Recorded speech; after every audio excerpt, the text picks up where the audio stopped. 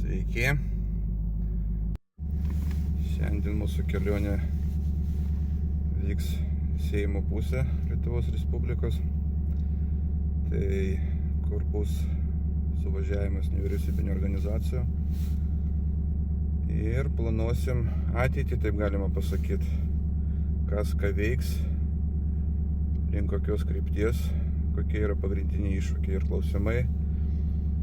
Nuo mūsų būtent asociacijos Laisvas žmogus tematika, tai priklausomybė tema. Alkoholis, tabakas, kiti narkotikai. Na ir plius, aišku, lošimai, žaidimai, kompiuteriai ir taip toliau. Tai va, iš vietos pafilmuosiu aktualiausius klausimus, atsakymus. Na ir vėliau įmesiu video. Iki.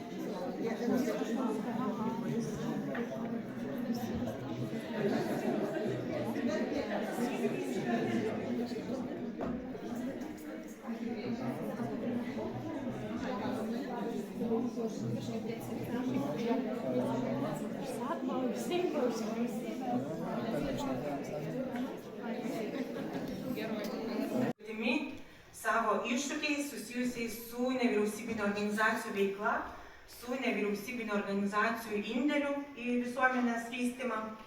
Ir tikrai džiaugiamės, kad šiandien galime jūs pasveikinti ir taip susitikti čia renginyje, kuris yra toks svarbus mūsų pirmas žingsnis link bendrų mūsų tikslų, tai yra stiprinti nevyriausybinės organizacijas Lietuvoje.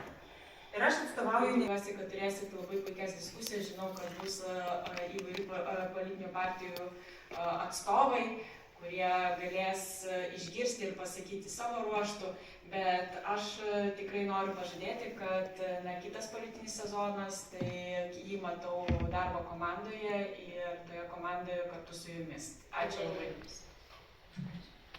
Labą dieną, labai malonu čia būti, tokia garbingoje salėje, keletą kartų jau buvo forumas dėl suprantamų priežasčių buvo nuotoliu, tai kas kart smagu pasimatyti gyvai.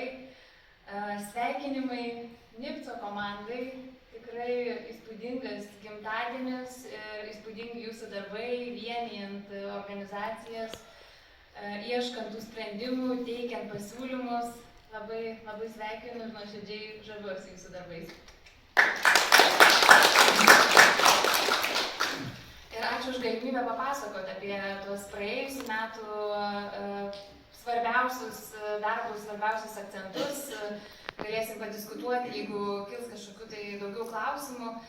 Ir noriu pažymėti, kad turbūt, kaip ir puikiai patys žinote, rytoj 5 dieną gruodžio yra tarptautinė savanoriškos veiklos diena. Tai rytoj sveikinsim visus savanorius, o taip pat noriu pakviesti į savanorių apdovanojimus, kurie vyks rytoj 16 val. Svetbank patalpose. Ir kadangi šiais metais turbūt vienas iš tokių didžiausių teisėkūros darbų buvo savanoriškos veiklos įstatymo įsigaliojimas, lygiai prieš metus, gruodžio 5 dieną, buvo priimtas naujos redakcijos įstatymas. Tai įsigaliojo Liepos 1 nauja šios įstatymo redakcija ir iki tos datos buvo rengiami įgyvendinamieji teisės aktai, kurie šiuo metu jau galioja. Tai yra tvarka skirta savanoriams ir fiziniams bei juridiniams asmenims, kad savanorio kompetencijos įgytos savanorystės metu jos gali būti dabar oficialiai pripažįstamos darbo patirtimi. Jeigu reikia darbintis kažkokią tai instituciją, yra toksai poreikis ar nepripažinti tos savanoriškos veiklos metu įgytas kompetencijas darbo mokymosi patirtimi. Kitas svarbus dokumentas yra savanoriškos veiklos išlaidų tvarka, tai kad galima, naujovė tokia yra, kad galima avansu apmokėti ar ne savanoriui tas išlaidas ir po to jau susitvarkyti finansinius klausimus. Tai čia mažiau galimybių turintiems asmenims tikėtina padės tai aktyviau įsitraukti, dalyvauti savanoriškoje veikloje. Taip pat dienpinigių galimybė, tokia pat kaip ir darbuotojams numatyta, daugiau to tokio suvienodinimo ar ne ir tos pagarbos savanoriui. Kitas svarbus momentas yra nauja tokia savanorystės galimybė.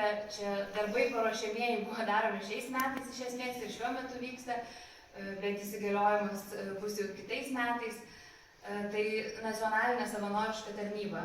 Galbūt daugelis iš jūsų esate, kas ypatingai su jaunimo organizacijomis susidurite, tai jaunimo savanoriška tarnyba, bet norime plėsti tas galimybės savanoriauti, įsitraukti aktyviai į tą ilgalaikę savanorystę.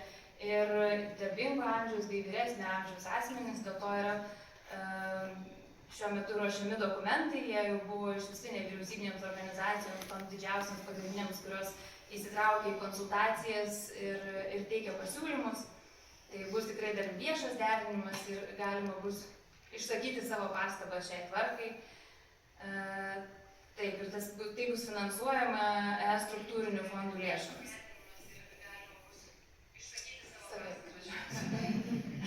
Aidas atsiliepia. Toliau kitas svarbus momentas, ties kuriuo labai daug dirbo visa mūsų komanda, mūsų NVO plėtros skyrius šiais metais. Ir dienos šviesą jau tai išvysta kartu su NVO partnerių pagalba 25 metais. Tai Šveicarijos ir Lietuvos bendradarbiavimo programa.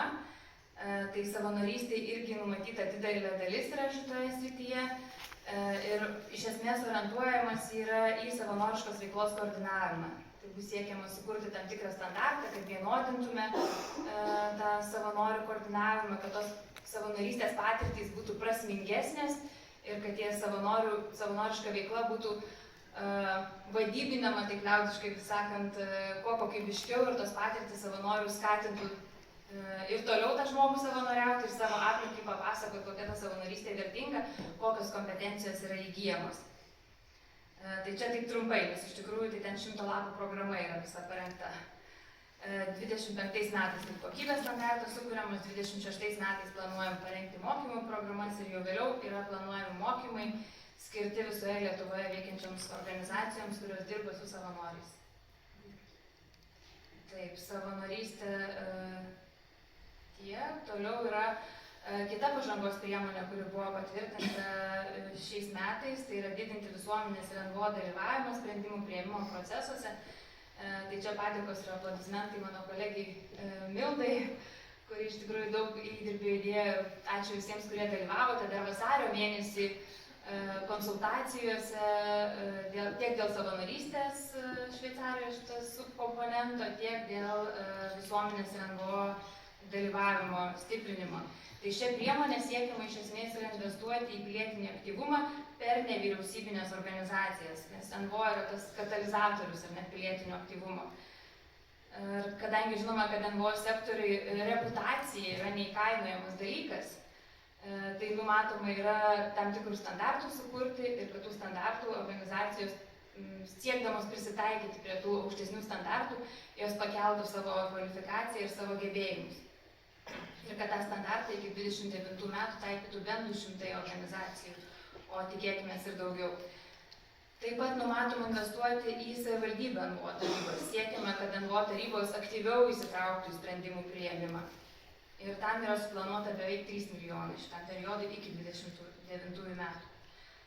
Toliau visiems jau turbūt seniai girdėtas viešosios naudos toks pavadinimas, tai nevyriausybinio organizacijų pripažinimo viešosios naudos tvarka yra jau patvirtinta ir kitais metais sausio mėnesį pradėsime jau kviesti teikti paraiškas, prašymus, gauti tą pripažinimą.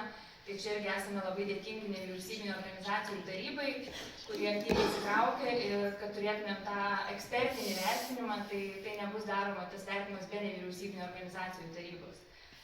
Tai kartu su nevyriausybinio organizacijų atstovais bus, kaip pasakys, sudaryta tokia galimybė atskirti tas iš visų nevyriausybinio organizacijų tas organizacijas, kurios teikia papildomą pridėtinę vertę visuomeniai, tą viešąją naudą. Toliau trumpai dar paminėsiu bendruomeniškumo skatinimo, stiprinimo savivaldybėse priemonę. Tai šiuo metu yra atliekamas poveikio matavimas. Daug kas jau gavote, ne, ir šiandien dar kalbėjome su kolegom tas anketas, kurias prašom užpildyti. Tai kaip ponia Valė teisingai pažymėjo, ten yra parašyta bendruomenėms organizacijoms, bet taip pat ir nevyriausybinės organizacijos, kurios dalyvauja toje priemonėje. Skatinam užpildyti, pažymėti, nes norim susirinkti informaciją, kaip ant žemės žmonėms veikia ta priemonė. Tai girdim daug atgarsių ir patys bendraudami su bendruomenėm ir nevyriausybinėm organizacijom ir savivaldybių administracijų. Tai dabar yra tyrėjai atlieka tą darbą ir remiantis tą poveikio vertinimo ataskaitą bus planuojami pokyčiai šioje priemonėje. Toliau galbūt trumpai apie nevyriausybinio organizacijų fondą, nes čia turbūt pusės dienos konferenciją galima būtų apie tai daryti. Tai praeitais metais buvo įgyvendinti 7 konkursai, dar einančiais šitais metais, bet jau beveik užsidarė tie metai, dar liko 2 tiksliau maži konkursėliai, bet jau 25. Ir buvo finansuoti 83 institucinio stiprinimo projektai, nacionalinių, skietinių ir įvairių mažesnių nevyriausybinių organizacijų, taip pat kofinansuoti, dar buvo ta kofinansavimo galimybė tokia atsiradusi. 4 projektai ir atsižvelgiant į NVO pageidavimus, tai šiais metais pirmą kartą įgyvendinta atrankos procedūros su gyvais pristatymais, kada ne tik tą popierinę paraišką išsiunčiau ir pateikiau ir po to jau laukiu vertinimo ekspertinio, bet galimybę pristatyti gyvai, bet per tą Teams platformą komisijai ir atsakyti klausimus ir teikti kažkokius paaiškinimus, kaip instituciškai padės sustiprėti tas projektas. Ką pastebime iš paraiškų, tai auga paraiškų kokybė, organizacijos pradeda geriau suprasti, kas tas institucinis stiprinimas yra, kuo būtent NVO fondo konkursai skiriasi nuo visų kitų konkursų, kur yra, tarkim, paslaugoms kažkokiams teikti, ar ne. Tai institucinis stiprinimas yra organizacijai, sakau, tie ne kasdienis maistas, bet vitaminai, kurie padaro sveikesnę, stipresnę organizaciją ir galėtų dar efektyviau ir kokybiškiau veikti ilguoju laikotarpiu. Ir per šios metus buvo suorganizuota 10 konsultacijų, atskiras pristatymas buvo visuomeniai NVO fondo ir diskusija, ką reikėtų tobulinti. Taip, kas dar svarbu, mūsų NVO taryba, jau paminėjau, iš tikrųjų galima prisijungti ir nuotoliu, galima prisijungti ir gyvai sudalyvauti ir stebėtojo teisėmis į nevyriausybinio organizacijų tarybą, tai iš tikrųjų labai rekomenduoju, taip pat ir kas iš kitur atvykę iš toliau ir savivaldybių nevyriausybinio organizacijų tarybose prisijungti, sudalyvauti, teikti savo nuomonę. Ir žinau, kad ne visada būna lengva susikalbėti su administracijom, bet tikrai labai verta. Dar kas yra svarbu, tai nevyriausybinio organizacijų ataskaitos. Čia ir NVO fondo ir kitų konkursų yra kontekste aktualu.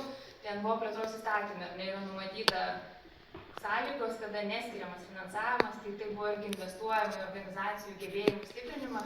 Eilę metų buvo mokymai organizuojami ir gyvai, ir nuotoliniai, kad būtų patogiau žmonėms. Ir jau buvo pradėta po 3 metų iš eilės mokymų buvo pradėta reikalauti, kad iš tikrųjų labai jau preciziškai atitiktų organizacijos tai, kas numatyta įstatyme, kad būtų tos ataskaitos laiku ir tvarkingai pateiktos. Tai iš tikrųjų matom tą augimą organizacijų ir kad kompetencija šitoje vietoje irgi auga. Taip pat toks galbūt naujas, sąlyginai naujas momentas, ar ne, kad pradedam šiek tiek dirbti ir judinti irgi savivaldybės, skaičiuoti, kiek yra savivaldybių sudarančių sutartį su nevyriausybinėm organizacijom dėl pagalbos krizinėse situacijose. Tai galiu pasidžiaugti, kad skaičiai auga, vis daugiau tų savivaldybių, bet pasitempti tikrai dar turime kur. Tai matuosime ir dirbsime su savivaldybėm, galbūt ir per nevyriausybinio organizacijų tarybas, kad tų sutarčių atsirastų daugiau ir kad būtų NVO gebėjimai įsitraukti ir teikti kažkokią tai pagalbą savivaldybių administracijoms stiprinami šitoje vietoje.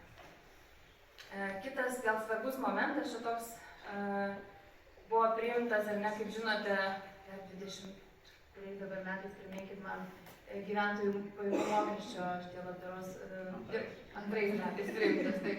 Tai jau čia nuopelnų neprisimam šitą vietą, čia NVO tarybos Seimo nariu padirbėjo, kad paramą 1,2% nuo gavimo galėtų gauti tik nevyriausybinės organizacijos, nes tikrai daug laiko buvo nepasitenkinimas ir tokia neteisybė, kai biudžetinės įstaigos galėdavo gauti tą paramą.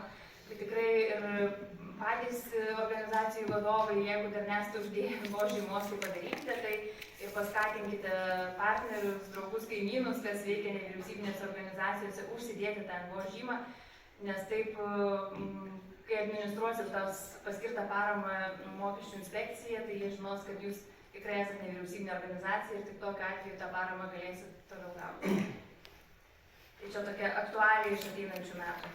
O daugiau, tai va, kiti metai nusimato daugiausia apie šveicarų gyvenimo savanorystės tarnybos stiprinimą ir toliau vykdysim NVO fondo, NVO tarybos veiklą, skaičiuosim indeksus, pilietinės galios, NVO pilietinės visuomenės organizacijų tvarumo indeksą ir pamatysim, ką atneš naujoji vyriausybės programa ir gyvenimo planas, kaip minėjo gerbiama Seimo narė.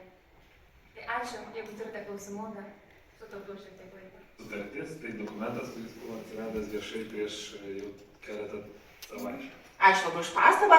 Ir dabar kitas klausimas, kadangi tik du ją matė ir tai ne visa.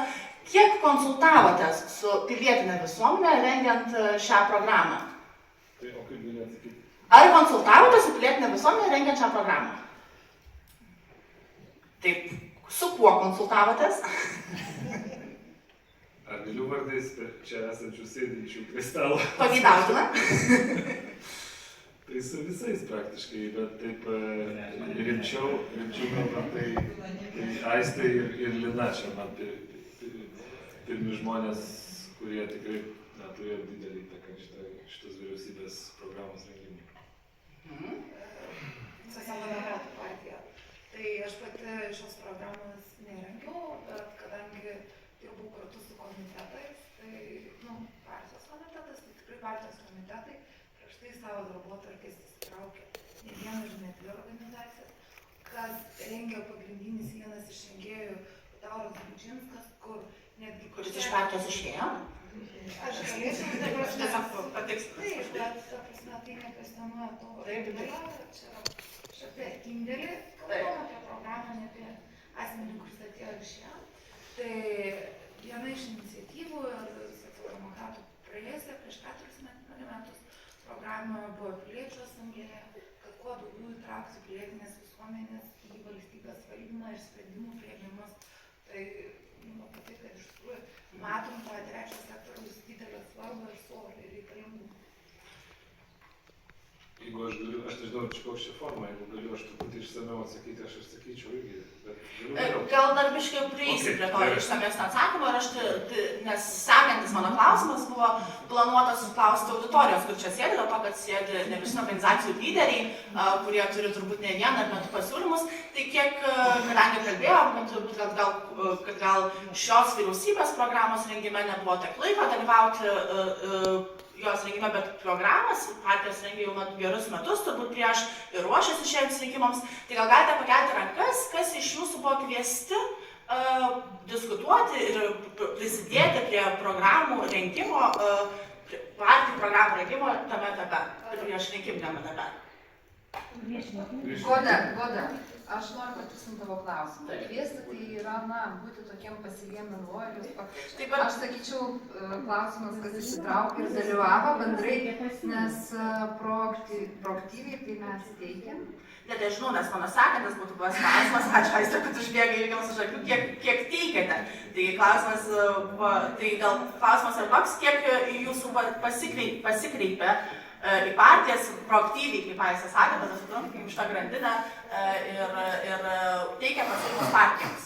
Galima būtų atsakyti į pirmąjį jūsų klausimą. Tai galiu atsakyti labai konkrečiai, kad buvo Socialdemokratų partijos kultūros, nežinau, sektorius ar grupė kvietė vasaros pradžioje ir mes, kaip Lietuvos meno kūrėjų asociacija, turėjom susitikimą, pristatėm, išsakėm savo problematiką, situacijas, taip toliau. Tai buvo kvietimas iš Socialdemokratų partijos, vienintelės partijos kvietimas tokiam susitikimui. Taip, bet toks mano klausimas buvo, Aiste, kad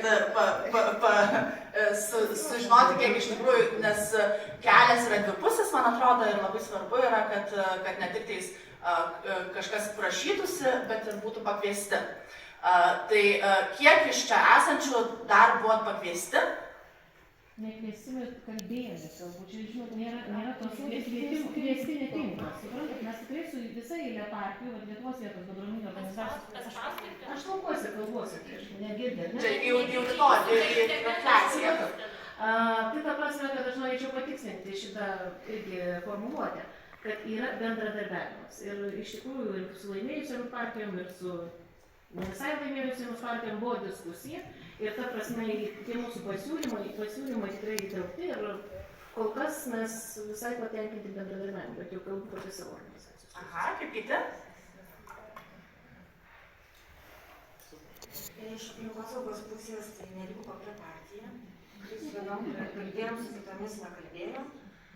Ir patys siuntėme ir pasiūlymus, ir bendrauti su tais, kurie norėjo bendrauti. Ir dabar pakartojame tos pasiūlymus prieš vyriausybės programą, tai sakyčiau, čia tikrai yra tas dvipusis. Tai yra iš mūsų aktyvumas, iš partijų aktyvumas, tai visko buvo. Mes švietimo tinklas neprašyti teikėm siūlymus, tiek ir partijom, rinkiminėm programom ir vėliau ir dabar vyriausybės programoj. Yra tikrai švietimas, nežinau, kažkodėl nėra, nežinau, prioritetinės sritis arba mūsų kaip tinklo nemato kaip partnerių partijos šitame procese. Ir tikriausiai dėl tam tikrų nesutarimų, kuriuos galėsime tikiuosi aptarti vėliau. Dar jeigu kažkas norite, gal? Tai nevyriausybinės organizacijos tai yra mūsų tokie susisiekiantis indai. Mes pastoviai bendraujam su visais įmanomais politikais, ir su būsimais, ir su esamais, ir su buvusiais. Todėl, kad žodis pasakytas nevyriausybinio organizacijos galima tikėtis kartais ir atsiguls į programą, nes rašyti programą tai yra partijų prerogatyva, o konsultuoti, bendrauti ir kalbėti apie tai nuolatos, tai yra vyriausybininkų duona. Mes irgi esame šiek tiek sunerime, todėl, kad, kaip ir Judita sakė apie švietimą, apie vaiko gerovę, visų politinių partijų mes tik tai matom epizodiškai, suprantam priežastis, vaikai nebalsuoja, bet neprarandam vilties, kad priemonių plane atsiras daugiau dalykų, kurie atspindės galimybę gauti paslaugas bendruomenėje, kiti dalykai, kurie galbūt, aš ne apie vaiko pinigų šneku, jeigu sukelia dabar diskusiją, šiokia tokia, ne apie tai aš šneku, aš sakau, epizodiškai yra visuose programuose, bet tai yra mūsų kasdienė duona. Tomas kažką nori. Aš tik replikos teisė, jeigu galiu, tai aš labai kviečiu susipažinti su tekstu, nes ten tikrai, proporcijų prasme, viena ilgesnių dalių apie vaiko gerovę ir būtent ten iki detalių, kaip tie socializacijos centrų reikalai ir panašiai. Tai ta prasme, aš esu patenkintas. Vaiko pinigai ten iš vis nepaminėti šitą programą. Tai pažiūrėkit, prašau. Tai gal dar Aistė nori kažką? Kuris iš jūsų nori pradėti? Gerai, aš pabandysiu, jeigu galiu sau leisti dar atsakyti praeitą klausimą, kur norėjau šiek tiek išsamesnio apie procedūras atsakymo, tai bet aš atsakysiu pirmiausia į šį klausimą. Tai situacija yra tokia, kad taip, mes puikiai žinom, kokia yra nacionalinio pažangos plano kartelė, Taip, idėjiniam lygmenį diskusijos dėl to nebuvo, nėra ir socialdemokratai, ir demokratai, ir kiti iš esmės tam tai krypčiai pritarė. Galbūt mūsų pozicijos yra šiek tiek liberalesnės, ta prasme, kad mes norėtume daugiau. Ir socialdemokratai natūraliai yra aukšta valstybės rolė, galbūt netgi didesnė negu mes.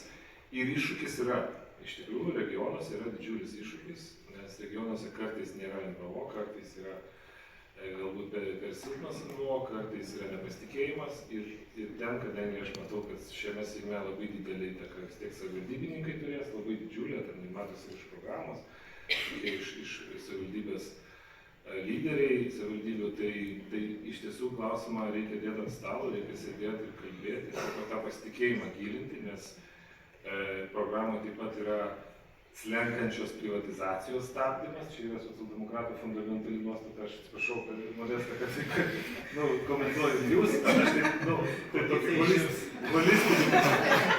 holistinių požiūrių šiek tiek bandau pristatyti ir aš visiškai pritariu tai nuostatai. Klausimas apie realybei, tai paskui pasireiškia tuo, kad merai stabdo bet kokį perdavimo paslaugų, nes taigi čia yra slenkanti privatizacija, anot kai kurių nelabai išmanančių situacijų. Dėl to mums reikia tą pasitikėjimą, tą kalbėjimą gilinti ir aiškinti, kur skirtumas tarp vienos ar kitos organizacijos noro tiesiog suprivatizuoti tam tikrą paslaugą ir kur yra NVO įsitraukimas į viešosios paslaugos teikimą su viešojo intereso prioritetu ir panašiai. Kadangi Lietuvoje yra didelė tendencija paslaugų privatizavimo, ypač tų tokių tradicinių, tai čia yra daug to nepasitikėjimo momentų.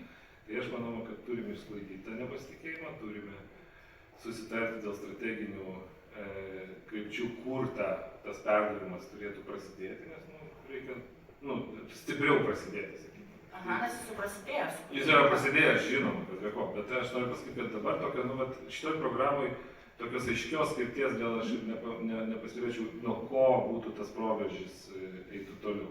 Aišku, kad socialinė sfera natūraliai man ateina į galvą kaip ta vieta, kur tas turi vykti sparčiausiai, ir tai vyksta tikriausiai sparčiausiai socialinės srityje, tai čia ir yra ten įdėtos reikalingos formuluotės tam. Tačiau, aišku, detaliai priemonių plane būtų gerai numatyti ir su ministrė tą aptarti, kur jinai mato tą proveržį, nuo ko pradėti. Grįžtant vienu žingsniu atgal ir atsakant į klausimą, aš noriu pasidalinti savo pamąstymų dėl dalyvavimo. Bet jūs kalbėjote, kad norą dalyvauti politikos formavime. Tai aš turėjau antros programos rengimo praktiką ir dabar galiu pasidalinti tokį, kaip ir patarimu. Ir savo ir jums vienodai galioja. Geriausia įsitraukti, taip kaip sakė Modesta, reikia įsitraukti į partinių struktūrų pasiūlymų formulavimą, į partijų pozicijų formulavimą. Esminis momentas yra koalicijos sutarties pasirašymas. Kitose valstybėse koalicijos sutarties pasirašymas užtrunka mėnesį, 2, 3, 4. Nesudaromos vyriausybės, galioja senos vyriausybės, todėl kad koalicijos sutartis, netgi kaiminėje Estijoje, taip yra vykę pusę metų. Kodėl? Todėl, kad koalicijos sutartis yra absoliučiai lemiamas momentas. Toliau vyriausybės programai mes turime ten konstitucinį 2 savaitės, realiai tų laiškų perskaityti ir viską suderinti yra beveik neįmanoma.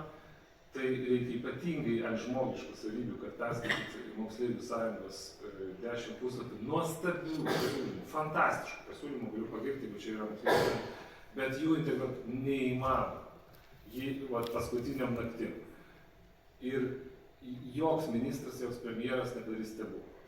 Visas darbas turi būti padarytas iki tol su visom partijom, kurios jūs domina. Formuluotės turi būti atidirbtos partijų komitetuose ir tada sueina į krūvą 3-4 partijos ir mes toj redakcinė grupė, kuri buvo pakankamai profesionali, galėtume tą per savaitę suderinti visus tos dalykus. Ačiū.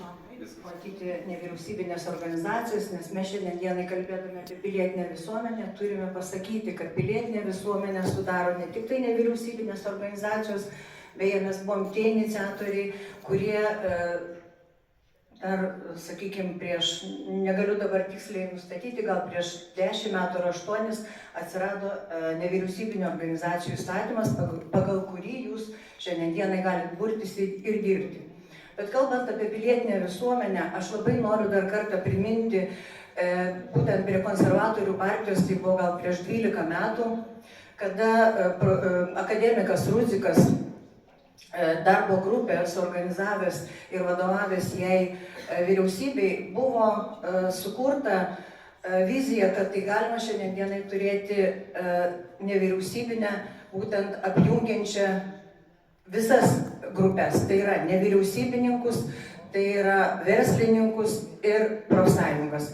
Tai buvo darinys, kuris iš tikrųjų mes buvom iniciatoriai ir mokslo akademijoje iškėlė tą viziją, beje, dar gyvas tada buvo akademikas Rudzikas, labai apsidžiaugė, kad šita mintis ir jų padaryti darbai jau gali būti iškelti ir gali būti vykdyti Lietuvoje. Nes ekonominė socialinė taryba, kaip žinot, ir veikia ir Europarlamente bet kokie sprendimai nepriimami be šalių tų vadinamų atstovų nevyriausybinių organizacijų, kurie atstovauja ekonominę socialinę tarybą. Tai kalbant apie tai, kad galimas atstovavimas, tai šitoj vietoj pas jį buvo labai aiškiai pasakyta. 12 nevyriausybinių organizacijų atstovų, kuriuos išrenka būtent nevyriausybinių organizacijų taryba ir deleguoja į būtent kaip ir žemutinį parlamentinį seimą. Toliau 12 atstovų yra nuo smulkaus, vidutinio ir stambaus verslo ir 12 atstovų yra nuo profsąjungų. Ir nei vienas įstatymas, nei viena vykdoma Seime kažkokie tai priimti nutarimai negali būti be patvirtinimo va tos būtent tautos tarybos. Mes ją pavadinom tautos taryba, bet iš tikrųjų tai buvo traktuojama kaip ekonominė socialinė taryba.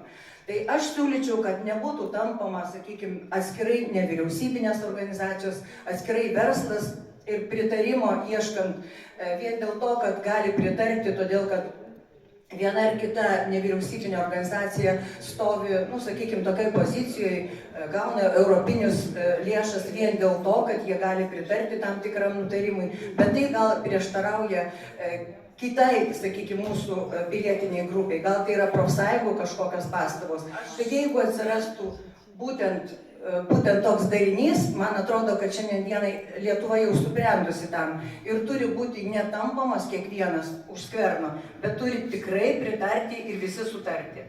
Tai mano tik tai toks pastebėjimas. Geras labai pastebėjimas ir turbūt šitą galima bus pratesti prie kavos, kitose formatuose, visgi dabar susirinkam NVO forume ir NVO klausimus gvildenti ir tuos pažadus iškauti. Matau, kad yra kitas pasisakymas. Pone, bet jūs į tą prie kavos temą ar į paslaugų perdavimo temą? Šiaip tai nenorėčiau papulti į tą užribį, kaip sako, prie kavos, o tik tai, sakyt, pateikti vieną repliką, reiškia, Nijolė, kad šitas darinys kaip nacionalinė.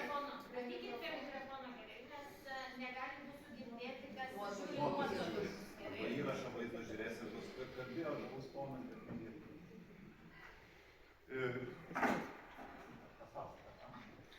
Dėkui už gerą žodį.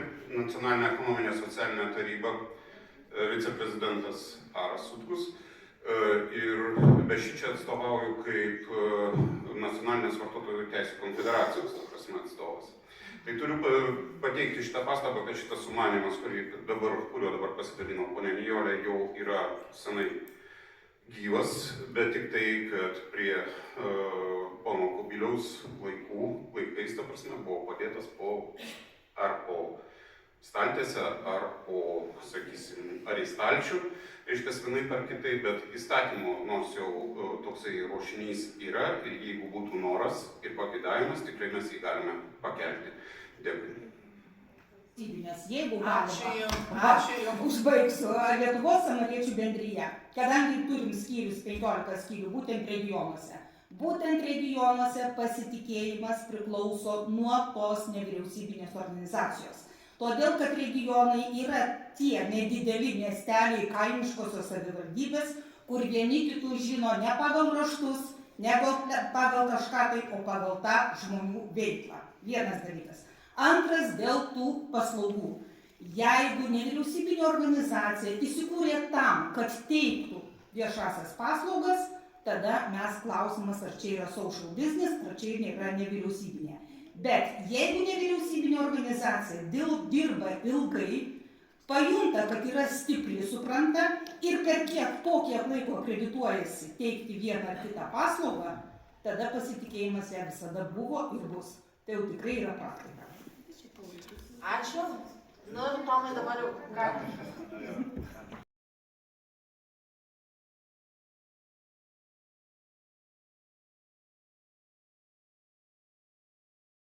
Maniau dabar, kad, prasme, paslauga tokia pati, bet prasidėjo buvo. Atsiprašau, sulankstyta.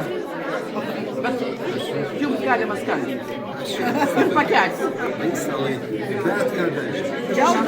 24 valandas, nei daugiau, nei mažiau per parą.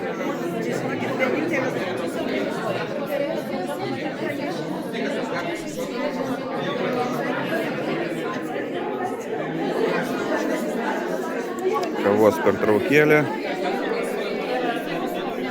Ir to judėsim į salę, bus antra dalis susitikimo.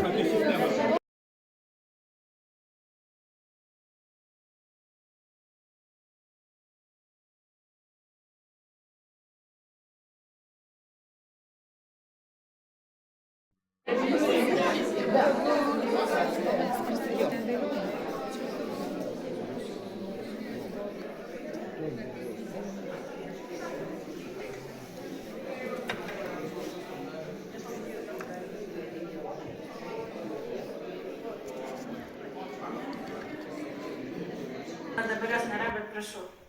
Taip, aš esu Angelė iš Ukmergės rajono. Aš pati esu NVO tarybos savivaldybės ir bendruomeninės organizacijos tarybos narė. Ir mes turim koordinatorę, kuri jau dirba 3 metai. Ir iš tikrųjų tai yra didelė pagalba nevyriausybiniam sektoriui, nes kartu tarybose apsitariam programą, kuri yra numatyta savivaldybės biudžete, tiesiog numatom, ką darysim, kaip darysim, tai tikrai ir įvairių mokymų, ir įvairių, būtent koordinuoja ir tų nevyriausybinių organizacijų tarybos ir bendruomenės tarybos veiklas, tai kadangi todėl mes turim galimybę rinktis dažnai, aptarti klausimus, siūlyti savo idėjas ir tikrai šitoj vietoj tas žmogus, toks koordinatorius, labai reikalingas savivaldybei turėti. Galų gale tam visam biurokratiniam dalykam, kurie gulant nevyriausybininko pečių, tai tas koordinatorius ir pakoordinuoja, ar pasiteikė ten NVO žymas pasidarėt, ar ten, sakykime, kažkokius dokumentus, ar dar kažką, tai tikrai yra pagalba. Tėvynės sąjunga Lietuvos krikščionys demokratai. Tai tikrai džiaugiuosi, kad po 3 metų, kaip minėjau, susirinkote pirmą kartą gyvai.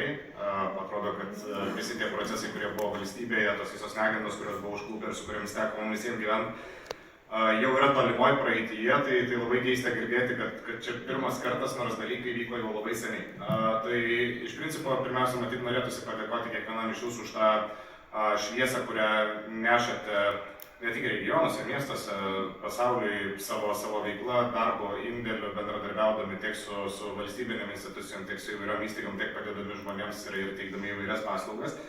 Ir turėjom šią diskusiją ir prieš, ir su Andrium kalbėjom, ir su Ole kalbėjom pradžioje apie šitos elementus, apie jaunimo koordinatorius savivaldybėse. Tai koordinatorius matyt ne tik, kad reikalingas, bet šiuo atveju yra būtinas, kadangi nedirbu šitam sektoriuje, yra tekę prie jo prisiliesti praeityje, bet šiandien dienai nedirbu, tai to reglamentavimo netenka matyti, tai labai nustebau, kad nėra to koordinatorius, nes ne tik pagalba yra reikalinga, tai pagalba žinoti, mokytis, tobulėti, užpildyti dokumentus yra labai svarbus dalykas, bet kada mes kalbam apie regionus, kada galvojame apie NVO plėtrą, stiprinimą, kaip ir temai parašyta pilietiškumo dalykai, kiti momentai, tai labai svarbus matyti yra tas momentas, kad NVO užpildo tas vietas, kurių dėl savo nelankstumo dažnai tas vyriausybinis sektorius nesugeba užpildyti. Ir iš to vietoj, kada mes kalbam apie poreikį, tas poreikis jisai savaime, jeigu kalbės aklas su kurčiu, labai sunkiai ateis, tai koordinatorius galėtų užtikrinti būtent tą bendradarbiavimą ne tik per pagalbą, bet išryškinant tos elementus, kur galbūt savivalda galėtų atsisakyti tam tikrų funkcijų, perleisti jas nevyriausybinėm organizacijom, tai yra programos, finansavimai ir kiti dalykai, yra kas yra svarbu kiekvienam iš jūsų, tam, kad ir tos organizacijos būtų gyvybingos, ir įvairios paslaugos pasiektų gyventojus, ir vis dėlto būtų ir tas finansinis aspektas. Tai aš suprantu, kad savivaldose dažnai labai nenorima atsisakyti tų funkcijų, bet matyt, yra sektorių, yra vietų, kur NVO gali padaryti tai lankščiau, geriau, kokybiškiau, ne 5 valandą uždarant duris ir sausai suteikiant paprastą funkciją. Tai matyt, tos elementus koordinatorius galėtų padėti sudėlioti tą dialogą tarp savivaldos, tarp valdiškų institucijų ir to NVO sektorius. Tai keista, kad nėra. Andrius aktyvus, tai manau netrukus turėtumėm išvysti kokį nors projektą Seimo salėje, tai nemanau, kad čia turėtų kažkokiu tai didelių keblumų kilti palaikant tokią iniciatyvą ir labai keista, kad šiandien dar nėra mūsų įstatyminiai bazėje. Tiesą sakant, nemažai dirbu su nevyriausybiniu sektorium, bet apie NVO koordinatorių šiandien aš girdžiu pirmą kartą, turbūt gal per mažai dirbu, tada reiškiasi. Ir man atrodo, kad jeigu yra jaunimo reikalų taryba ir jinai yra privaloma, iš esmės yra deleguota funkcija ir yra, etatas savivaldybėje, žmogus dirba, tai aš manau, lygiaverčiai turėtų būti ir NVO koordinacinė taryba galėtų būti ir tikrai turėtų žmogus gauti pilną darbo užmokestį, nes aš galvoju, kad vis dėlto apjungus tiek savivaldybės politikus į tą pačią tarybą patektų, jeigu NVO atstovus, tuomet tas bendravimas tarpusavyje ir vienas kito girdėjimas būtų gerokai prasmingesnis ir vertingesnis. Ir kartais merai ir negirdė apie tai, apie tai mes kalbėjome prieš tai, kad kartais merai ir negirdė, jiems atrodo, kad viską jie valdo ir niekam jo NVO sektoriaus nereikia pagalbos, bet man atrodo, kad tokia taryba galėtų vis dėlto suvienyti vardan vietos tų gyventojų nevyriausybinį sektorių su savivaldybės administracija. Pradedame nuo regionų, iš kito galo. Tai iš tikrųjų, aš tikrai džiaugiuosi, kad prezidentas netgi inicijuodamas šitą pasiūlymą, jisai kvietėsi į pokalbį ir to pritarimo per regionų tarybas, per regionų partnerių grupės buvo šitas klausimas kažkiek tai jau svarstytas ir nacionaliniai regionų tarybai. Aš tik tai nesutikčiau su vienu jūsų pasakymu, kad regionų taryba, tai yra ta ministerija reikalinga dėl to, kad jinai kažką išspręs, jinai nieko neišspręs. Ne ta prasme nieko neišspręs, jinai reikalinga koordinuoti ir atkreipti dėmesį. Taip, jinai būtent išspręs koordinuodama ir galbūt vienu žodžiu žinot, kad kaip ir dabar, pavyzdžiui, nevyriausybinės organizacijos, bendruomenės organizacijos, mes turim 3 kuruojančias ministerijas, ar ne? Kurias aš visas myliu, man labai gerai, aš vieną myliu, tada kitos galiu nemylėti, nes turiu 3. Suprantat, arba jie manęs gali nemylėti. Suprantat, vidaus reikalų ministerija, žemės ūkio ministerija ir socialinės apsaugos ir darbo ministerija. Ir suprantat, bet vaikas tai be galvos. Arba ten, kaip pasakyti, ant tos ribos, kada susižeis gali. Tai yra labai didelė tikimybė, kad, suprantat, jeigu atsiranda tas vienas atsakingas, ar ne, ir jeigu tai perina į tą vieną klausimo sprendimą, tada atsiranda jau tas, ką galėtų už visko, kad kažkaip už parankės ar ne ir eiti bendradarbiauti toliau. Ačiū, švietimas visą laiką gelbėja bendruomenininkus. Ir dar vieną norėčiau tada repliką į, suprantat, į NVO tų konsultantų, koordinatorių, suprantat pačią pareigybę. Tikrai norėčiau, kad persižiūrėtumėt statistiką, todėl kad, kadangi mes tikrai nenutrūkstamai bendraujam su daug savivaldybių, mūsų veikla yra savivaldybinėse, tai savivaldybėse yra skirtingas pozicija, yra NVO koordinatorius, yra bendruomenių organizacijų koordinatorius ir netgi dabar netgi keliose savivaldybėse yra mero patarėjai bendruomenių klausimams. Nuspręsti, ta prasme. Bet to net ministerijos kelios turėjo merų patarėjus, tai yra ministrų patarėjus bendruomenių klausimais. Tai ta prasme, kad šitas klausimas, ar jisai atsiguls į įstatymo raidę, ar jisai jau savaime mato poreikį ir vietos savivaldą, ta prasme vietos politikai, tame vienu žodžiu nuskirti lėšas į šitą koordinavimo veiklos, tai yra sveikintinas ir aš tikiuosi, kad visose savivaldybėse šitas. Taip, Raiga, turbūt kalbame ne apie tai, kad visur po vieną ten kažką pridėti ir kažką, bet apie kažkokią sistemą vieningą, kuri galėtų būti tvari ir aiški visiems, kad Elektrėnuose ir Vilniuje ar kažkur toliau nesiskirtų tą sistemą. Net tie pavyzdžiai, atsiprašau. Ir taip. Aš labai sutikčiau su to, kad regioninės ministerija, jeigu tokia, jinai būtų viena pagrindinė funkcija, tai koordinavimo. Būtent paruošimo dokumentacijos, visokių dalykų, sakykime, taip, standartizavimo ir tiesioginio tada toliau su vyriausybė bendravimo, kuris išspręstų labai ilgus laikus, kurie reikalingi norint įgyventi vieną ar kitą projektą. Kaip pavyzdį galiu pasakyti paprastas dalykas, sakykime, aš dabar gyvenu Trakuose, 2 metai kaip grįžęs iš išeivijos, sakykime, ir pamačiau paprastą dalyką, kuris niekad neįsprendžiamas jau 30 metų. Trakai, ne? Atrodo turistinis miestas, kaip toliau, jam suteiktas turizmo statusas ir toliau. Ar jis vystosi? Ne. Nei transporto, nei infrastruktūros, nėra nei viešbučių normalių, nėra praktiškai politikos. Jinai buvo kažkokia metu, buvo politika, bet 20 metais jinai palaidota buvo, tiksliau 16 metais, atsiprašau, palaidota, būtent Skvernelio vyriausybė, kada iš departamento turizmo paliko agentūrą. Agentūra, suprantate, tai reiškia žemas lygis iš principo. Nors šita sritis galėtų iš viso turizmo sritis apie 30% nešti biudžetą pinigų. Aš turiu viziją toje srity, dėl to ir įkūriau savo laiku tą būtent naujai Trakai viešą įstaigą, kurios tikslas yra būtent turizmo lobizmas ir taip toliau.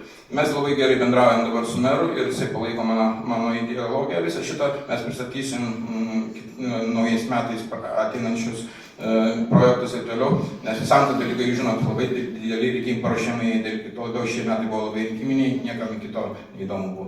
Tai va, trumpas toks komentaras. Ir šiai dienai taip pat be abejonės, grįžtant prie to regioninės politikos, labai svarbu, aišku, būtent vizionuoti regionus, ta prasme, vizijas, praktiškai vizijos kaip tokios funkcijos, tai būtų viena iš NVO prioritetų, ta prasme, visos NVO organizacijos, kuris vysto savo regioninę viešų įstaigų paslaugų sferą, man atrodo, visi pradeda nuo vizijos, jie vieni iš pirmų ir tai yra sunkiausia, kadangi idėją išgyvendinti, išgvildyti ir ją pateikti į juridinį formatą yra, žinot, patys, kas pradėjo tą dalyką, labai sunku, nes daugeliu idėjų, gerų idėjų taip ir miršta vien dėl to, kadangi neperinant tam tikrų barjerų, o politikai turėtų kaip tikti tas idėjas brandinti ir padėti gyvendinti. Pat tiek trumpai kol kas.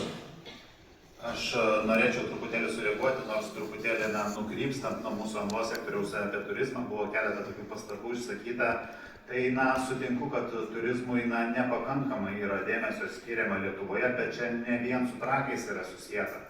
Aš manau, kad 20 metais, kuomet COVID pandemija ir buvo įvestas karantinas, atvykstamasis turizmas susitraukė lygiai iki nulio ir žmonių tiesiog Lietuvoje iš užsienio nebebuvo ir jeigu ne vietiniai turistai, tas sektorius turbūt būtų didžioji dalis jo bankrutavusi.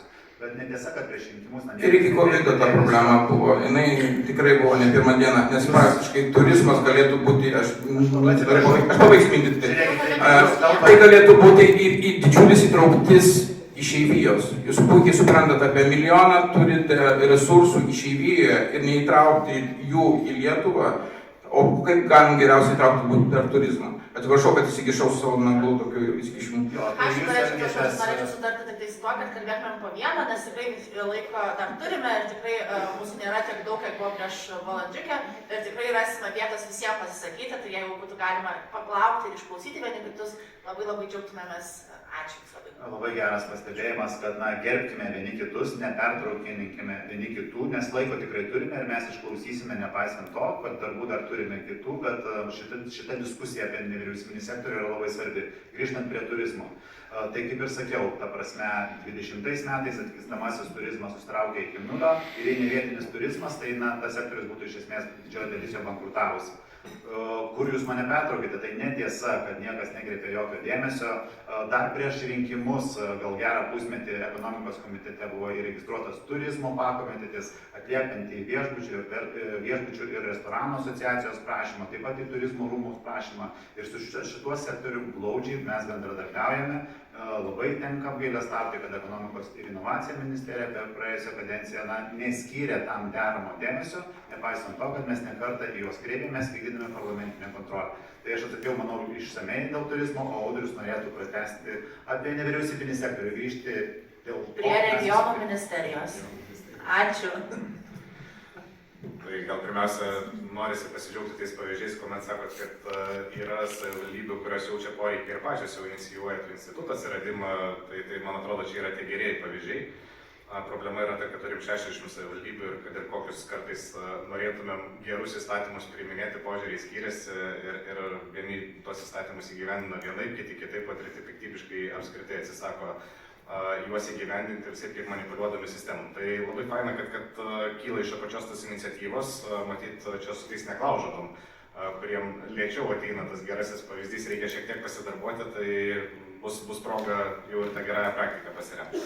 Dabar dėl regionų ministerijos. Tai pats prezidentūroje dalyvau toje diskusijoje, kuomet buvo išsakyta šita idėja, tai pakėliau kortelę su pažymėjimu taip. Tai iš esmės reikėtų sakyti labiau taip nei ne, nes ar tai yra reikalingas ir prasmingas dalykas bus galima kalbėti jau tik tada, kuomet tokia ministerija bus įkurta. Mes esame praktikoje turėję savivaldybių reikalų ministeriją.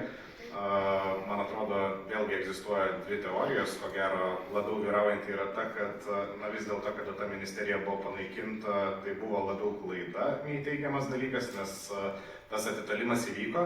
Ir šita idėja, ko gero, jinai ir savo laiku, ir pakankamai prasminga. Tai kaip NVO sektorius turi kovoti dėl savo vietos pasaulyje, taip ir visi regionai dėja, bet turi kovoti su Vilniaus regionu dėl įtakos, finansavimo ir kitų dalykų. Ir kadangi pats esu iš Klaipėdos, čia jau galima sakyti, kad ir didmiestis ar ne, bet vėlgi lygiai tas pačias kovas ir su Neringos savivaldybė visiems mums tenka kovoti. Yra labai sudėtinga, todėl kad natūraliai susiformuoja tokia situacija, kad didžioji dalis žmogiškųjų išteklių, protai, ministerijos įtakos galų gale yra Kaune ir Vilniuje, didesnė dalim Vilniuje, ir kuomet tau reikia suremti pečius dėl finansavimo, prasideda draskimasis, tos įtakos dažnu atveju nugali. Yra labai sudėtinga pelnyti prioritetus ir Klaipėda turėjo ne vieną pavyzdį čia, tai nežinau, sakau, nuolatos kyla klausimas. Klaipėdos universitetas toks kaip darinys reikalingas ir nereikalingas.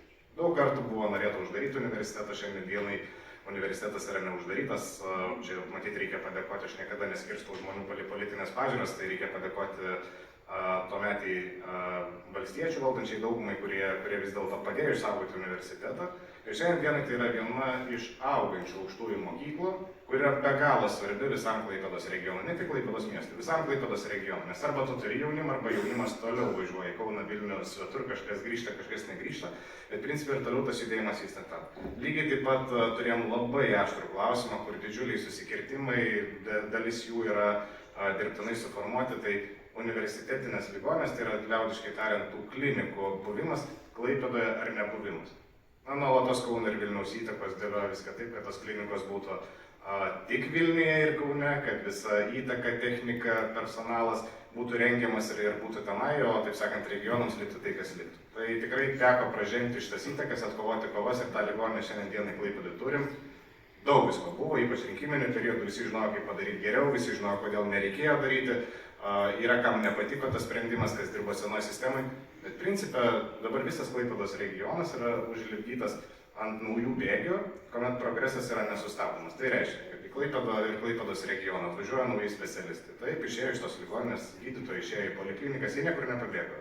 Kažkur tai Klaipėdos regione ir darbuojasi, bet į visą Klaipėdos regioną atvažiuoja nauji gydytojai, jauni iš Šiaulių, Kauno, Vilniaus. Tas procesas jau tampa nestabdomas ir tai yra žvėriškai reikalinga. Tai tas regionų ministerijos atsiradimas, matyti, yra sąlygotas tos nuolatinės kovos, kada reikia kovoti dėl finansų, dėl įtakos, randasi vis mažiau supratimo, ko reikia tiem regionam.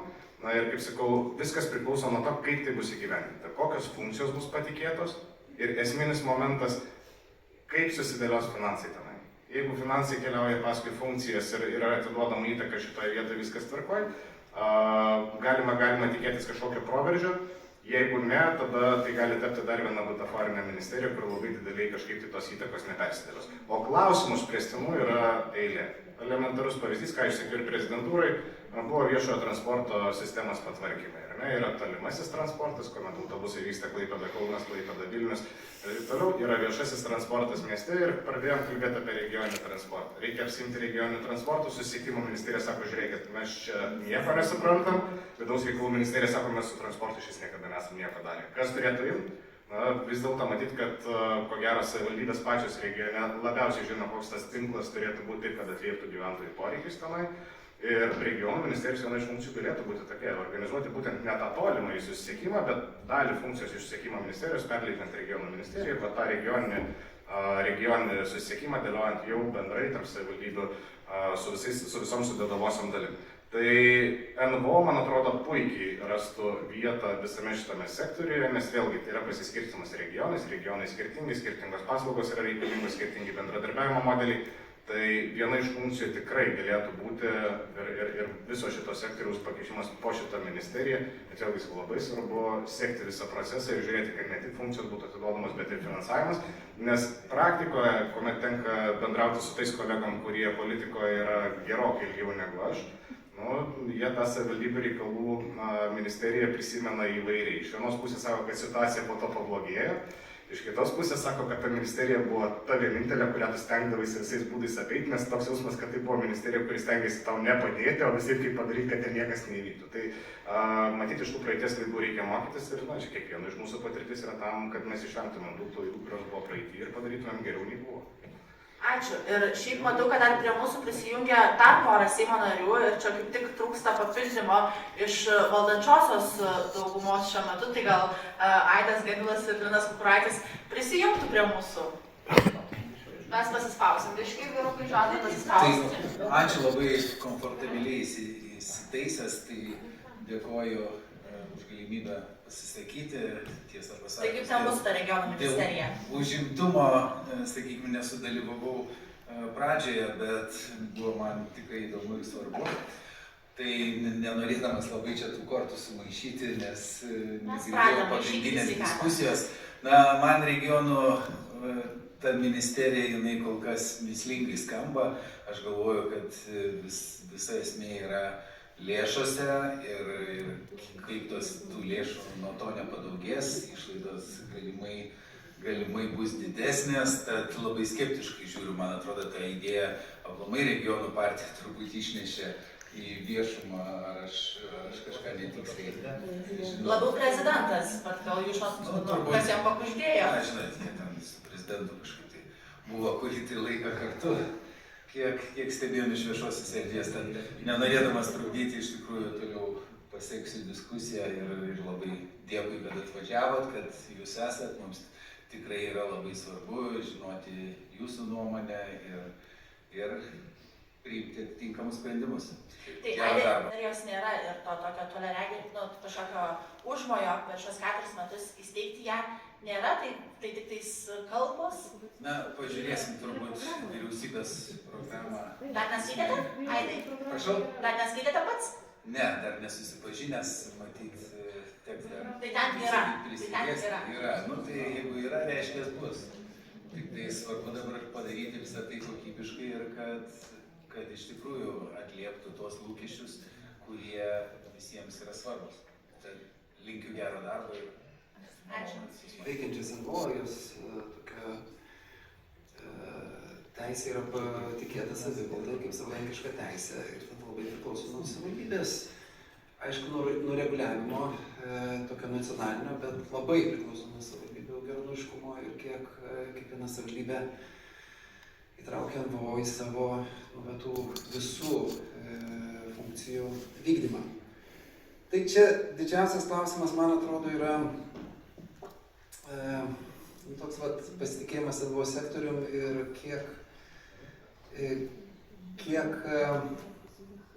kiek mes tikime NVO iš vis.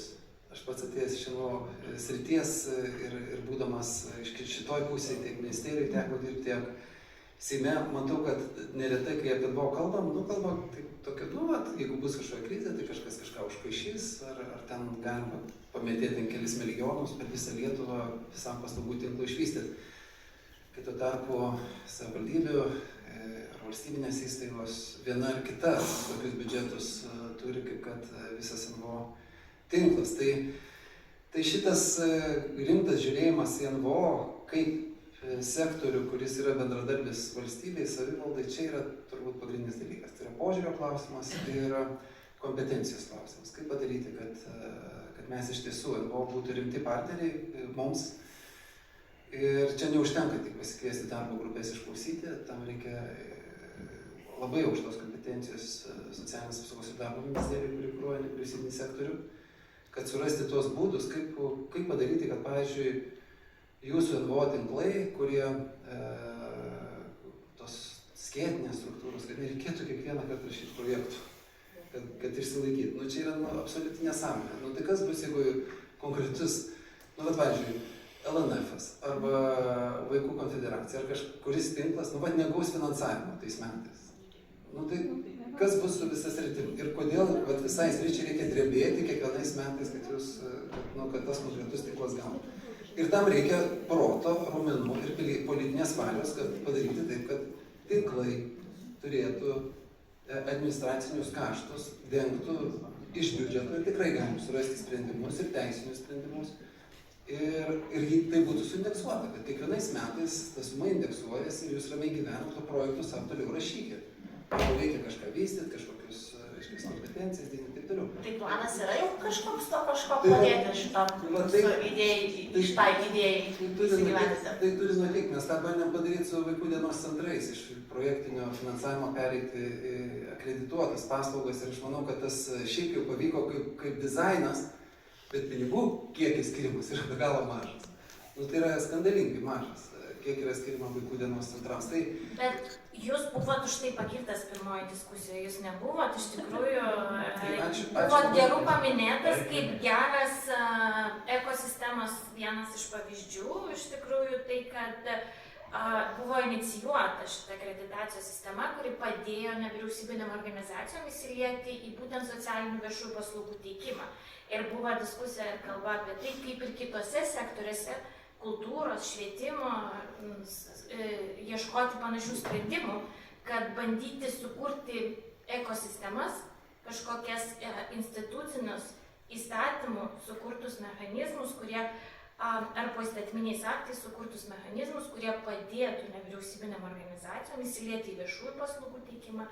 Tai čia yra kalbant apie paslaugas, bet labai džiaugiuosi, kad jūs atkreipėt dėmesį ir į kitą nevyriausybinių organizacijų lauką. Tai yra ne tik tas organizacijas, kurios teikia paslaugas, bet ir tas organizacijas, kurios užsiema advokaciją. Ir vykdo atstovavimą, interesų atstovavimą ir šitom organizacijom išgyventi ir kurti tą pridėtinę vertę yra dvigubai sunkiau negu paslaugų organizacijom, apie kurias mes daugiausia kalbėjom pirmojoje diskusijoje. Tai labai ačiū, kad atkreipėt dėmesį į šitą klausimą. Ir labai norėtųsi kažkokių sprendimų šitam. Mes turim nacionalinį NVO fondą. Ir kiekvienais metais vis kalbam ir diskutuojam, kaip padaryti jį patrauklesnį, tinkamesnį, kad jame būtų kalba, kad jame galėtų dalyvauti organizacijos, kurios yra atstovaujančios, vykdančios advokaciją organizacijos. Tai labai ačiū, kad atkreipė dėmesį į šitą temą ir labai norėtumėm, kad šitą temą būtų vyriausybės planuose artima būtent šią kadenciją. Tai ar galim tikėtis iš jūsų palaikymo šitoje vietoje? Tai dėl vyriausybės priemonių plano, tai jūs jau jį paskaitėt, matėt greitai, turbūt peržiūrėt, kiek ten yra, kiek nėra. Bet man atrodo, kad jo, priemonių planas, kaip jūs rengiate. Čia yra programa, ne priemonių planas. Priemonių plano tikimės detalesnio. Taip, atsiprašau, sumaišiau terminus, tai programą matėt, o priemonių planas per porą mėnesių bus paruoštas. Tai tam priemonių plane tai tikrai turi numatyti sprendimus. Man irgi atrodo, kad NVO buvimas po socminų tik tai yra ir gerai, nes turi kažkas, kas prižiūri tą sritį, bet ir blogai. Nes tada socialiniai srity tas santykis su NVO kažkaip vystosi, bet kitos sritis kažkaip, taip pat yra pamirštamos. Ir mes dabar turim didelę pagundą Seime įkurti pakomitetį po SRDK, bet jaučiam, kad gali būti labai panašus dalykas, kas vyksta vyriausybėje. Tik vienas komitetas už socialinę sritį atsakingas bus dabar rūpinsis NVO klausimais. Tai kol kas kovojam, kad tas pakomitetis ar komisija atsirastų kur kas platesniam kontekste, ar prie ateities, ar kitur surasti, ar gal kaip atskira komisija, aišku, dar čia reikia nutikti darbo, bet kad turėtume horizontalumo kur kas daugiau, tai ir kultūrai, ir švietime, ir sveikatoje, ir kitur galima būtų tos principus, kurie jau kai kur yra pasiteisinę, kai kuriuose srityse, kad jie veiktų. Bet patys principai neužtenka. Ir dizaino neužtenka. Reikia pinigų, kaip kad sakė ne vienas iš jūsų. Nes jeigu bus taip, kad buvo perduodam, bet vaikų dienos centras gauna 30 000 per metus, tai suprantam, kad kokiam lygmenį mes laikom apskritai ir paslaugą, ir apskritai visą sektorių. Tai turim visai daug rimčiau tiek požiūrį, tiek pinigų, tiek dizaino, bet būtent struktūrinio ir pinigų prasme laikytis. Tai aš tikiuosi, kad tai bus. Vyriausybės priemonių planą kur kas didesnė iniciatyva bus ministrų rankose, nes dabar programą, kai rengiam, ministrų dar nėra, kai jie yra tokie tik kandidatai. Seimo įtaka bus mažesnė, tai dėl to yra labai svarbu, kokią komandą susiformuos ministrai, kokie bus viceministrai. Mes stengsimės dalyvauti, bet aš suprantu, kad naujosios komandos bus kur kas įtakingesnės formuojant. Ko aš pasigėdau, sakysim, pirmojoje dalyje ir džiaugiuosi, kad tai pradeda skambėti antrojoje dalyje. Tai pirmas dalykas, kad tai apie ką turiu atkreipti dėmesį, kad galbūt suformuluoti būtent nuostatą šitai veiklai, kuri dabar yra vykdoma su nevyriausybinėmis organizacijomis prie, sakysim, įvairių ministerijų ir prie įvairių priemonių. Tai nuoseklumo arba, sakysim, tęstinumo nuostata. Kad jeigu, kaip pavyzdį pateiksiu, prie Nacionalinės vartotojų teisių konfederacijos buvo vykdoma priemonė kelis metus iš eilės, tai piliečių informaciniai centrai, kurie padėjo piliečiams atitinkamai daugeliu klausimų. Ir pareiškimų, ir priekaištų, ir ieškinių ruošimo, ir pagalba teikė, ir patarimais, reiškia, kaip gauti atitinkamas paslaugas iš socialinių savivaldybių skyrių ir taip toliau. Reiškia, ir po to kažkodėl kažkokiu tai miglotų aplinkybių šita priemonė iš viso yra panaikinama. O paslaugas vis tiek reikia teikti.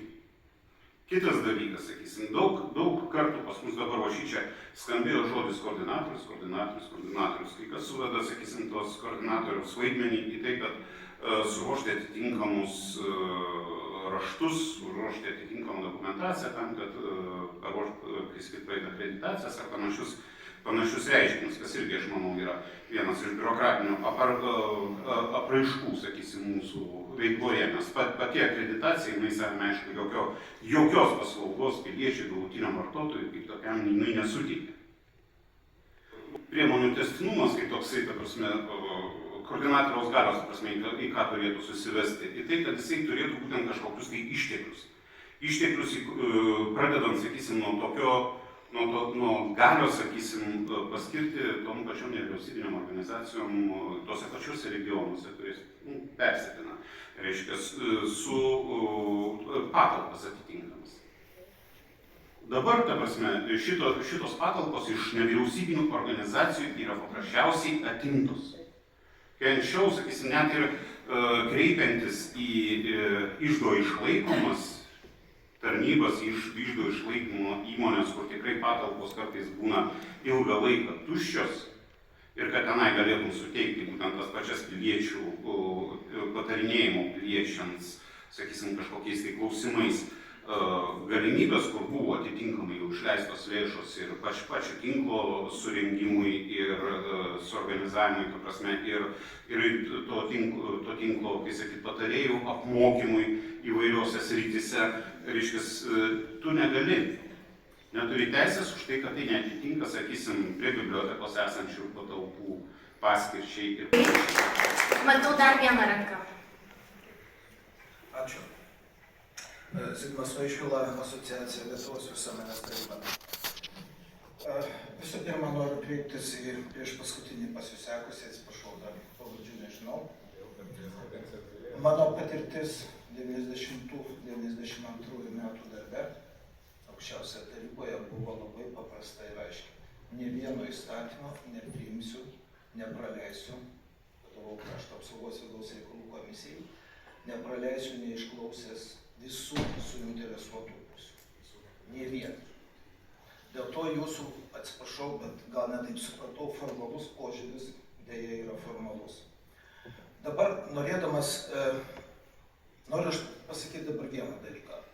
Nuo pat pradžių visi pasakėm, visi dalyviai, kad tai yra visa šita veikla, visuomeninė organizacija yra skirta pilietiškumui. Įvairiapusiškai. Nėra dėl to diskusijų. Tačiau, matydamas įvairiapusiškas diskusijas, gerai, kad skirtingas nuomonės, aš noriu grįžti prie Nijolės Vilinskienės minties. Mes turim beje Lietuvoje trišalę tarybą, kuri laimina ir nelaimina įvairius vyriausybės ir Seimo sprendimus. Tai parodo, kad subalansuota visuomenė gali būti ir sprendimai joje gali būti tik subalansuoti.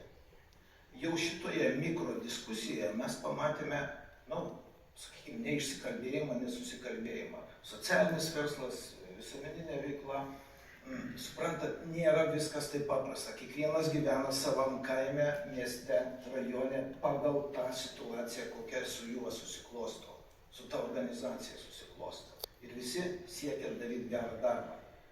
Bet turi būti ir verslas, turi būti ir visuomenės iniciatyva, turi būti ir profsąjungos viename katile ir bendrame sprendime. Todėl aš agituoju Seimo narius, ačiū Dievui, kad jūsų dar yra čia, iki renginio pabaigos reta išimtis renginiuose, sveikinimo kalbą pasakius išeiti, tai yra visiškas nemandagumas visai susirinkusiai žmonėm iš visos Lietuvos. Atsiprašau, nepažįstu Seimo narių, bet tą jūs turėkite omeny. Jauskite atsakomybę ir pagarbą tiem, kurie suvažiavo su jumis šiandien šnekėtis. Ir dabar, norėdamas grąžinti ant žemės, agituoju nepamiršti tos minties, kuri beje ir Briuselyje norminiais aktais aprobuota ir trišalė komisija yra atspindys tik nedidelis. Tik reprezentatyvumo Lietuvos neturi. Turi būti bendra su valdžia bendraujanti didelė atstovavimo struktūra. Nesvarbu, kaip ją pavadinsit, ar Nijolės pasiūlyta tautos taryba, ar kažkaip, bet joje turi būti visi trys. Ir visuomenės veikla, ir verslo interesai, ir profsąjunga. Tik taip gali veikti subalansuota visuomenė. Ir ką aš dabar noriu paskutinę mintį gal pasakyti. Jeigu kalbam apie pilietiškumą, viešpatie, atgaivinkit, padarykit veiksmingiausią instrumentą visuomenėje, referendumą. Jeigu jo nebus tarpusavio susikalbėjimo. Jeigu žmonės nepajus, bet kodėl atsiranda tas nusivylimas? Todėl, kad, koks skirtumas, ką išrinksi. Tai tokia dominantė yra. Jeigu referendumas atsigauna kaip instrumentas ir pasitikėjimas žmonėm, kurie pasitikėjo jumis išrenkam, jūs atsako to pačiu pasitikėjimu, tada galima kalbėti apie pilietinės visuomenės formavimą. Tada kiekvienas iš jūsų, nuėjęs bet kokį klausimėlį spręsti, jūs galėsit pasakyti, štai yra valdžia, kuri vėl jumis pasitikėjo, kuri vėl jums suteikė instrumentą, istorinį instrumentą. Nuo 89 metų Lietuvoje referendumo įstatymas yra lapkričio 3 dienos. Tai va toks palinkėjimas būtų mano labai nuoširdus tai daryti. Ir tada atsirastų bendras interesas. Ačiū labai, kad atkreipėte dėmesį į dar vieną iš demokratijos instrumentų. Iš tikrųjų, mes šiandien kalbėjom, gal daugiau dėmesio atkreipėm į nevyriausybinės organizacijas, į tas, kurios vykdo advokaciją, atkreipėm dėmesį į tarybas, patariamąsias tarybas.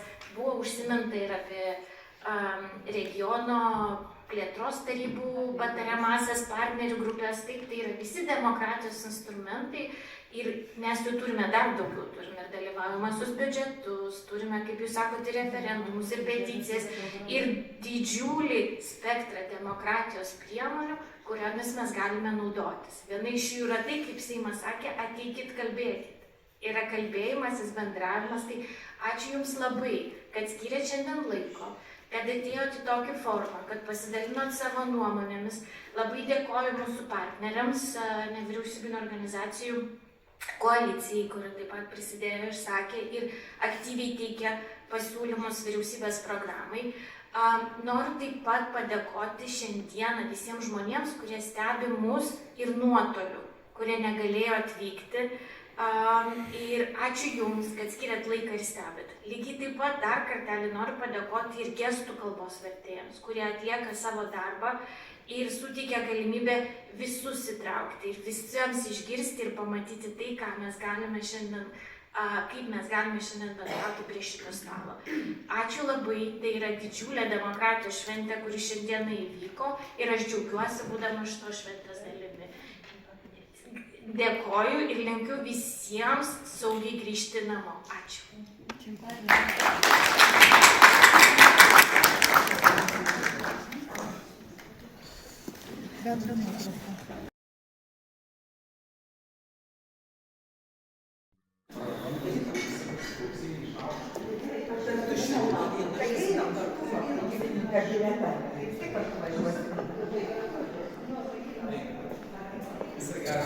Judame mes jau namo. Šiek tiek įrašiau gal pagrindinių dalykų, kas buvo, apie ką buvo kalbėta. Nu, o išvadas darysim patys, galvokim savo galvą. Žiūrėsim, kaip bus ateityje.